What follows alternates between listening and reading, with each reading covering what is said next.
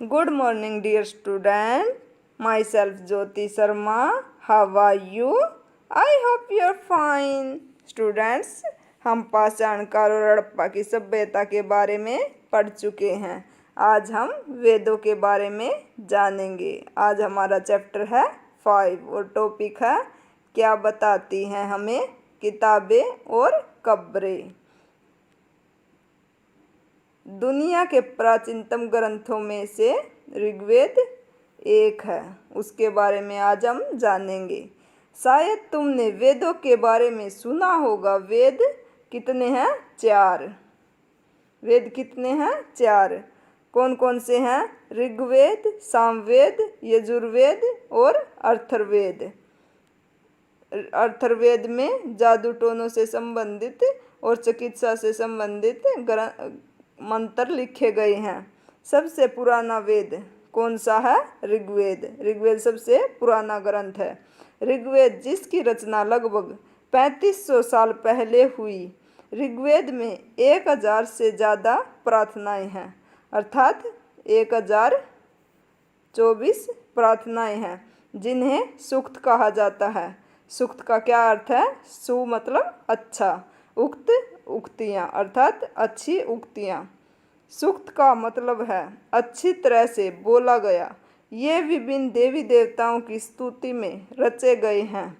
इनमें से 3 देवता बहुत महत्वपूर्ण हैं, अग्नि, इंद्र और सोम।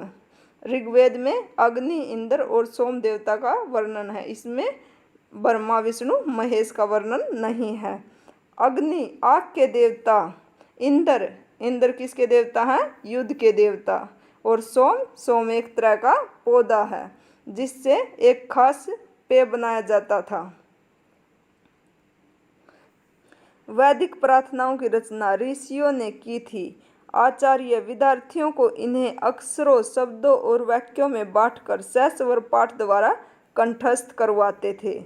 अधिकांश सूक्तों के रचयिता सीखने और सिखाने वाले पुरुष थे, अर्थात जो शिक्षा का कार्य था अधिकतर पुरुषों द्वारा किया जाता था। महिलाएं तो इसमें कुछ ही थी, वो भी हर्षा और लोपा जैसी महिलाएं थी। कुछ प्रार्थनाओं की रचना महिलाओं ने की थी।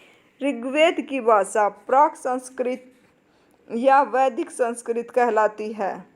तुम स्कूल में जो संस्कृत पढ़ती हो उसमें यह भाषा थोड़ी भिन्न है, अर्थात उसमें थोड़ा परिवर्तन करके लिखी गई है। संस्कृत और भाषाएं। संस्कृत कौन से भाषा परिवार का हिस्सा है? क्योंकि विश्व में बहुत सारे भाषा परिवार हैं, तो हम जानेंगे कि संस्कृत कौन से भाषा परिवार का हिस्सा है। संस्कृत भाषा बहुरूपीय भारत प्लस यूरोपीय भाषा परिवार का हिस्सा है। भारत की कई भाषाएं असमिया, गुजराती, हिंदी, कश्मीरी और सिंधी एशियाई भाषाएं जैसे फारसी तथा यूरोप की बहुत सी भाषाएं जैसे अंग्रेजी, फ्रांसीसी, जर्मन, यूनानी, इतालवी, स्पेनिश आदि इसी परिवार से जुड़ी हुई हैं। उन्हें एक भाषा परिवार इसीलिए कहा जाता है क्योंकि आरंभ में उनमें कई शब्द एक जैसे होते हैं। जैसे माँ शब्द है, उसको संस्कृत में मातृ और अंग्रेजी में मदर कहा जाता है। उपमहाद्वीप में दूसरे भाषा परिवारों की भी भाषाएं बोली जाती है, अर्थात उपमहाद्वीप में अनेक भाषा परिवार हैं। उदाहरण के लिए पूर्वोत्तर प्रदेशों में तिब्बत बर्मा परिवार की भाषाएं बोली जाती हैं। तमिल, तेलुगु, कन्नड़ और मलयालम द्रविड़ भाषा परिवार की भाषाएं हैं, अर्थात जो तमिल, तेलुगु, कन्नड़ और मलयालम हैं वो कौन से भाषा परिवार की हैं? द्रविड़ भाषा परिवार की। जबकि झारखंड और मध्य भारत के कई हिस्सों में बोली जाने वाली भाषाएं ऑस्ट्रो एशियाटिक परिवार से जुड़ी हुई हैं। हम जिन किताबों को पढ़ते हैं वे लिखी और छापी गई हैं। ऋग्वेद का उच्चारण किया जाता था। वैदिक काल में उनको लिखा नहीं गया था, बल्कि उनको श्रवण किया जाता था, न कि पढ़ा जाता था।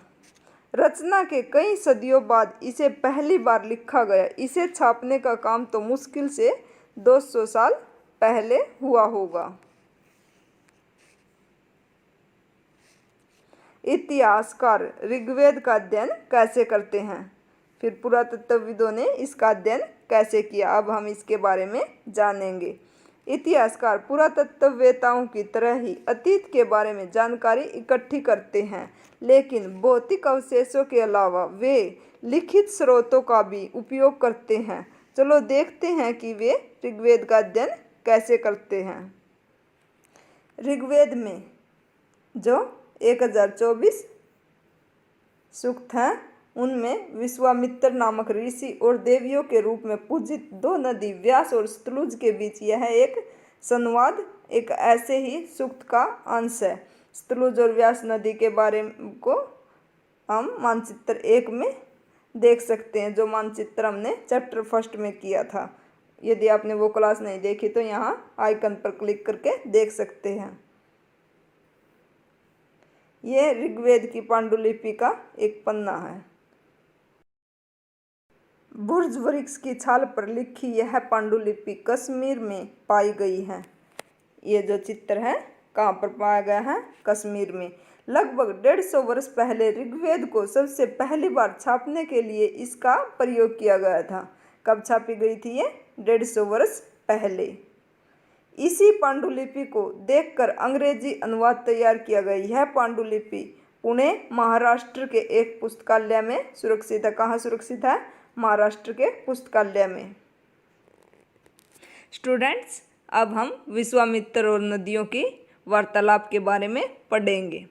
नदियाँ जल से परिपूर्ण हम देवताओं के बनाए रास्ते पर चलती हैं। एक बार निकलने पर हमें रोका नहीं जा सकता। हे ऋषि, तुम हमसे प्रार्थना क्यों कर रहे हो?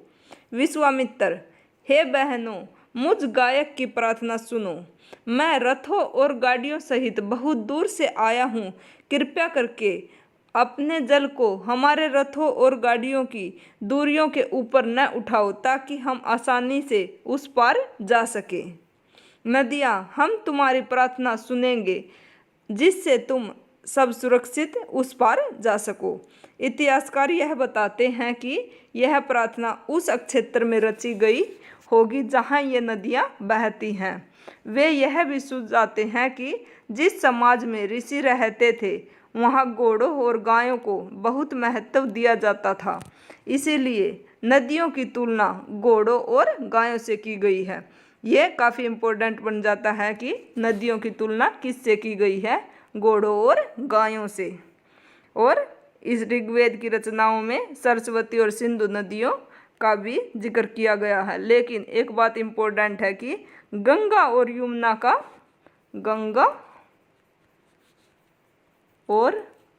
का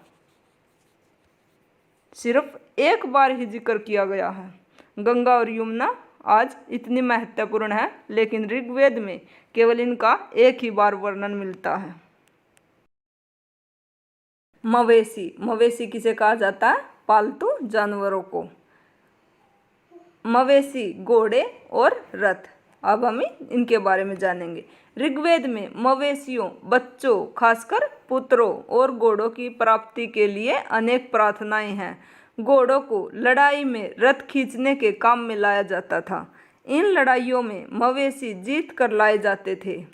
लड़ाइयाँ वैसे जमीन के लिए भी लड़ी जाती थी, जहाँ अच्छे चारागाह हों या जहाँ पर जौ जैसी जल्दी तैयार हो जाने वाली फसलों को उपजाया जाता हो। युद्ध किसके लिए होते थे? या तो मवेशियों के लिए, या फिर जो ज़मीनें अच्छी थी जहाँ पर जौ उगाया जाता था। इससे क्या पता चलता है कि जो ऋग्वैदिक काल में काफ़ी महत्वपूर्ण था, उसके लिए युद्ध भी होते थे। कुछ लड़ाइयाँ पानी के स्रोतों और लोगों को बंदी बनाने के लिए भी लड़ी जाती थी। युद्ध में जीते गए धन का कुछ हिस्सा सरदार रख लेते थे तथा कुछ हिस्सा पुरोहितों को दिया जाता था। इससे हमें क्या पता चलता है कि पुरोहितों का स्थान काफ़ी ऊंचा था। शेष धन आम लोगों में बांटा जाता था। कुछ धन यज्ञ करने के लिए भी प्रयुक्त होता था। यज्ञ की आग में आहुति दी जाती थी। ये आहुतियाँ देवी देवताओं को दी जाती थी। देवी देवताओं के लिए आहुतियों का प्रयोग किया जाता था। घी, अनाज और कभी कभी जानवरों की भी आहुतियाँ दी जाती थी। लोगों की विशेषता बताने वाले शब्द। लोगों की विशेषता बताने के लिए कौन कौन से शब्दों का प्रयोग किया जाता था? लोगों का वर्गीकरण काम, भाषा, परिवार या समुदाय, निवास स्थान या सांस्कृतिक परंपराओं के आधार पर किया जाता था। ऋग्वेद में लोगों की विशेषता बताने वाले शब्दों को देखो, अर्थात ऋग्वेद में लोगों की किन किन विशेषताओं के आधार पर उनका वर्गीकरण किया जाता था। ऐसे दो समूह हैं जिनका वर्गीकरण काम के आधार पर किया जाता था। पुरोहित, जिन्हें कभी कभी ब्राह्मण कहा जाता था, तरह तरह के यज्ञ और अनुष्ठान करते थे। दूसरे लोग कौन थे? राजा, अर्थात एक वर्ग पुरोहितों का हो गया और एक राजा का। ये राजा वैसे नहीं थे जिनके बारे में तुम बाद के अध्याय में पढ़ोगे। ये न तो बड़ी राजधानियों और महलों में रहते थे, न इनके पास सेना होती थी, न ही ये कर वसूल करते थे। पराये राजा की मृत्यु के बाद उसका बेटा अपने आप ही शासक बन जाता था, अर्थात उस समय पर ऋग्वेद में राजतंत्रात्मक सत्ता थी। जनता या पूरे समुदाय के लिए दो शब्दों का इस्तेमाल होता था। एक था जन, और जिसका प्रयोग हिंदी व अन्य भाषाओं में आज भी होता है। हिंदी और अन्य भाषाओं में जन शब्द का प्रयोग आज भी होता है। दूसरा था विष, जिससे वैश्य शब्द निकला है। वैश्य शब्द किससे निकला है? विष से। इस विषय पर तुम अगले अध्याय में अर्थात चैप्टर 6 में पढ़ोगे। ऋग्वेद में विष और जनों के नाम मिलते हैं, इसीलिए हमें पुरुजन या विष, भरतजन या विष, यदुजन या विष जैसे कई उल्लेख मिलते हैं। ऋग्वेद में कौन कौन से जनों का उल्लेख मिलता है? पुरुजन, भरतजन और यदुजन। ये काफ़ी इम्पोर्टेंट हो जाता है कि ऋग्वेद में कौन कौन से जनों का वर्णन मिलता है। पुरुजन, भरतजन और यदुजन का उल्लेख ऋग्वेद में मिलता है।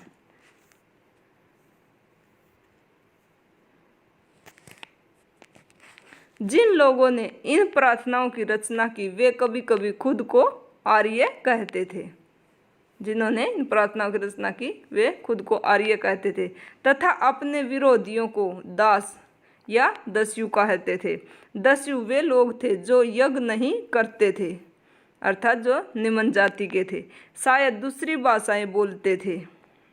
जो दूसरी भाषाएं बोलने वाले थे उन्हें दस्यु कहा जाता था, अर्थात जो उच्च वर्ग वाले थे उन्हें अपने से निम्न मानते थे। बाद के समय में दास स्त्रीलिंग दासी शब्द का मतलब गुलाम हो गया। दास वे स्त्री और पुरुष होते थे जिन्हें युद्ध में बंदी बनाया जाता था। खामोश प्रहरी कहानी महापाषाण की।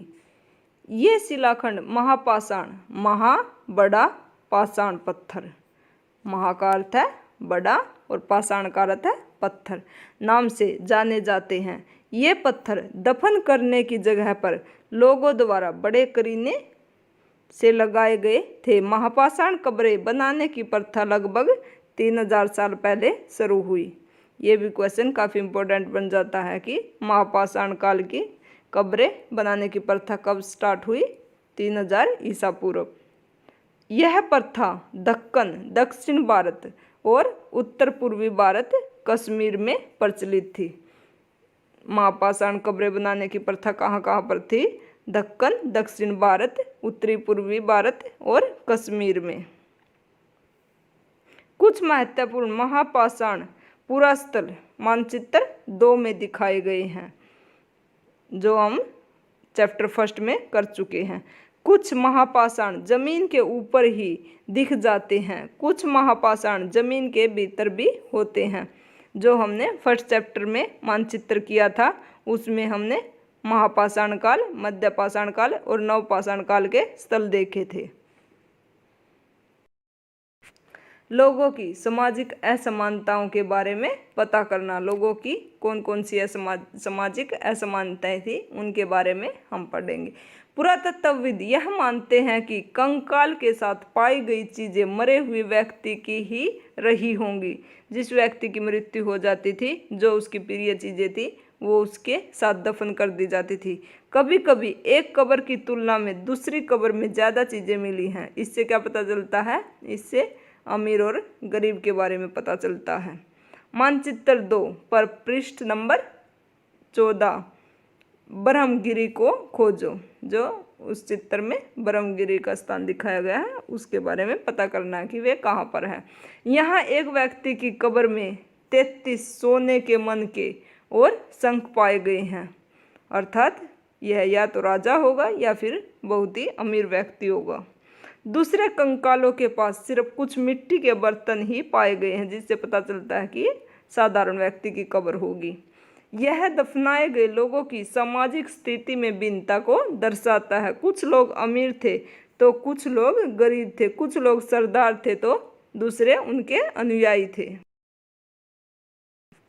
क्या कुछ कब्रगाहें खास परिवारों के लिए थी? कभी कभी महापाषाणों में एक से अधिक कंकाल मिले हैं। एक जगह पर ही कई व्यक्तियों को दफनाया हुआ मिला है, अर्थात उनके कंकाल मिले हैं। वे यह दर्शाते हैं कि शायद एक ही परिवार के लोगों को एक ही स्थान पर अलग अलग समय पर दफनाया गया होगा।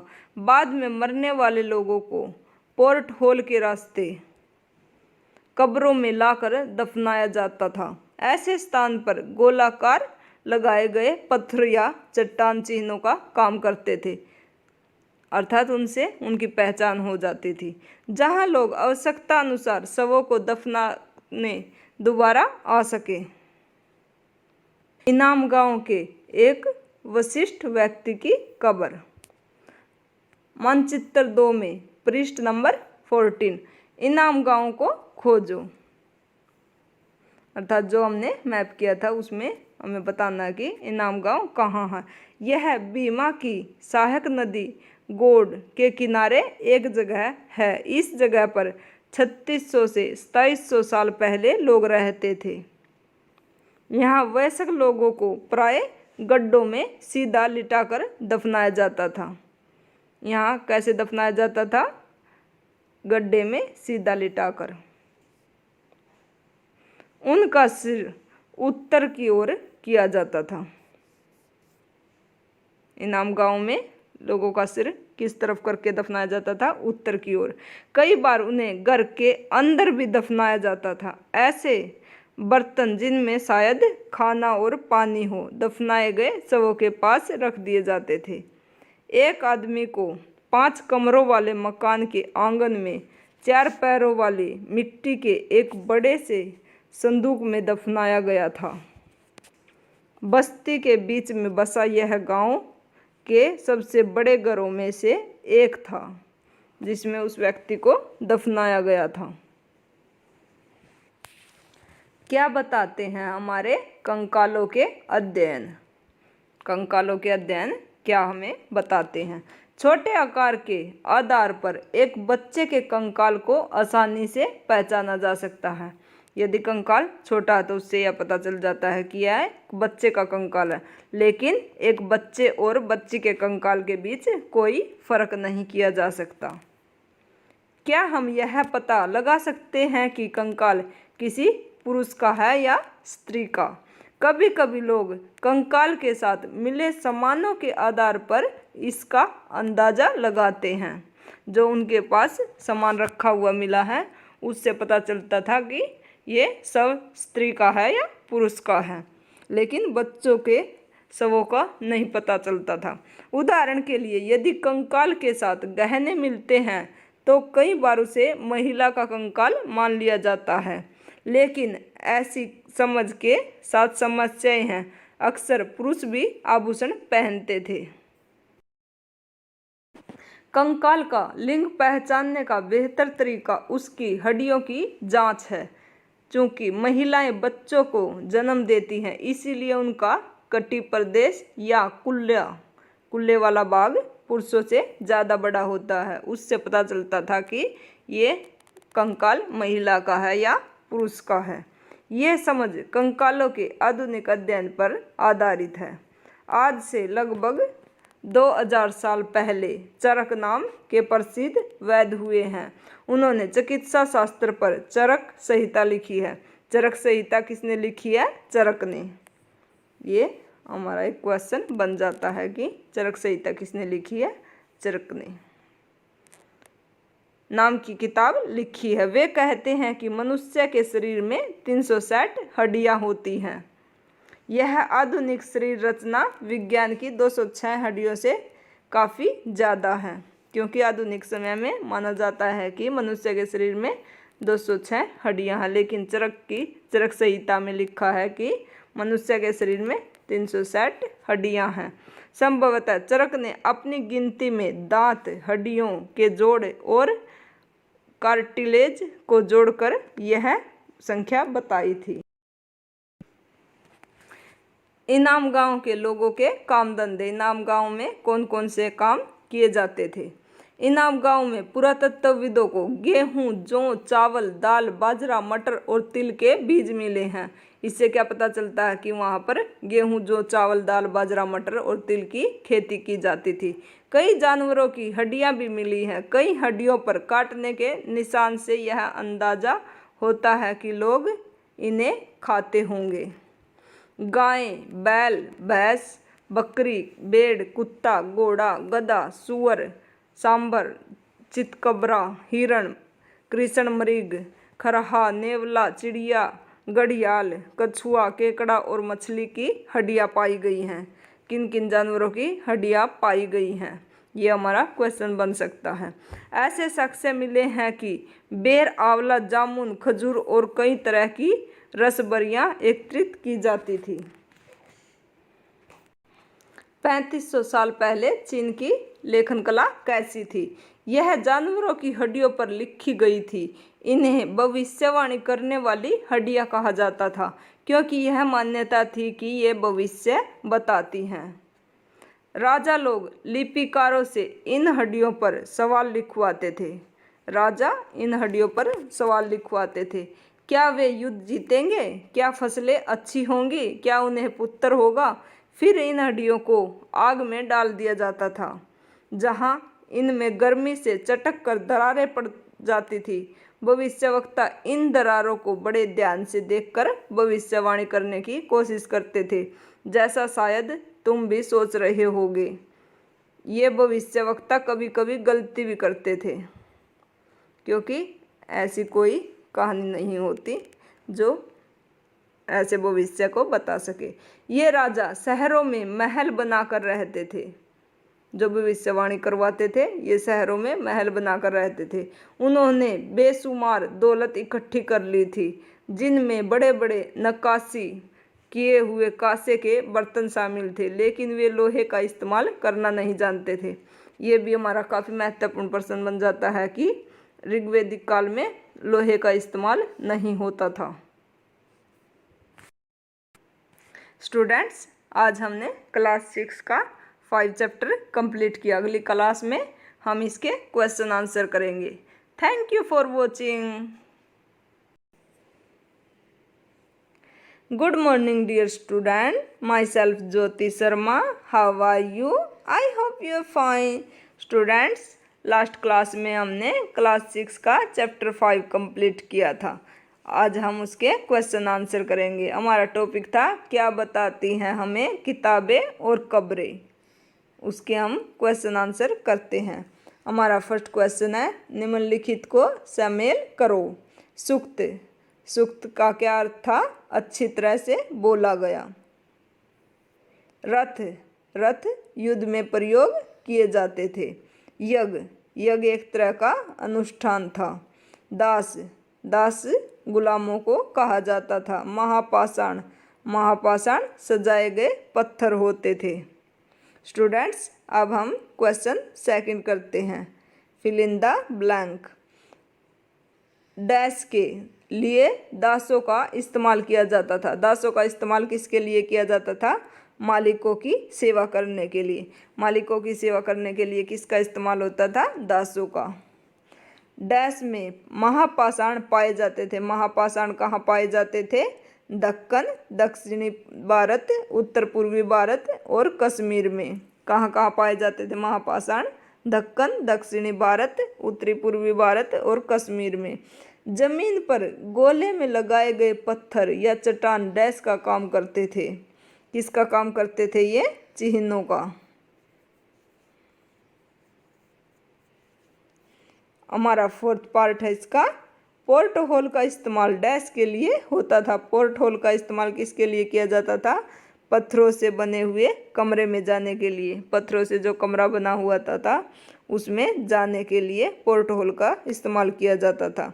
इनाम गांव के लोग डैश खाते थे? इनाम गांव के लोग क्या खाते थे? अनाज, फल और मांस। स्टूडेंट्स, अब हम इसका क्वेश्चन थर्ड करते हैं। क्वेश्चन है, आज हमें जो किताबें पढ़ते हैं वे ऋग्वेद से कैसे भिन्न हैं? जो किताबें हम आज के समय में पढ़ते हैं वे ऋग्वैदिक काल से कैसे भिन्न हैं? आज हम जो किताबें पढ़ते हैं वे लिखी और छापी गई हैं, जबकि ऋग्वेद का उच्चारण और श्रवण किया जाता था। ऋग्वैदिक काल में पुस्तकों को लिखा नहीं गया था। ऋग्वेद की रचना के सदियों बाद इन्हें लिखा गया है। ऋग्वेद छपने का काल मुश्किल से 200 साल पुराना है, अर्थात ऋग्वेद को 200 साल पहले ही लिखा गया है। स्टूडेंट्स, अब हम इसका क्वेश्चन 4 करते हैं। पुरातत्वविद कब्रों में दफनाए गए लोगों के बीच सामाजिक अंतर का पता कैसे लगाते हैं? अर्थात कौन सी कब्र अमीर व्यक्ति की है और कौन सी गरीब व्यक्ति की है, इसका पता पुरातत्वविदों ने कैसे लगाया? पुरातत्वविद दफनाए गए लोगों की कब्रों से प्राप्त वस्तुओं के आधार पर सामाजिक अंतर का पता लगाते हैं। जैसे इनाम गांव ब्रह्मगिरी में एक व्यक्ति की कब्र में 33 सोने के मनके और शंख पाए गए हैं। इससे क्या पता चलता है कि यह एक अमीर व्यक्ति की या फिर राजा की कब्र है, जबकि दूसरी कब्र के कंकाल के पास केवल मिट्टी के ही बर्तन मिले हैं। यह अंतर दफनाए गए लोगों की सामाजिक स्थिति में भिन्नता को दर्शाता है। स्टूडेंट्स, अब हम इसका क्वेश्चन 5 करते हैं। एक राजा का जीवन दास या दासी के जीवन से कैसे भिन्न होता था? राजा का जीवन दास और दासी के जीवन से किस तरह से अलग था? इसका आंसर है, एक दास या दासी का कष्टपूर्ण जीवन राजा के ऐश्वर्यपूर्ण जीवन से पूर्णतः भिन्न था। अर्थात दास दासी का जीवन कष्टों से भरा हुआ होता था, लेकिन राजा का जीवन आरामदायक होता था।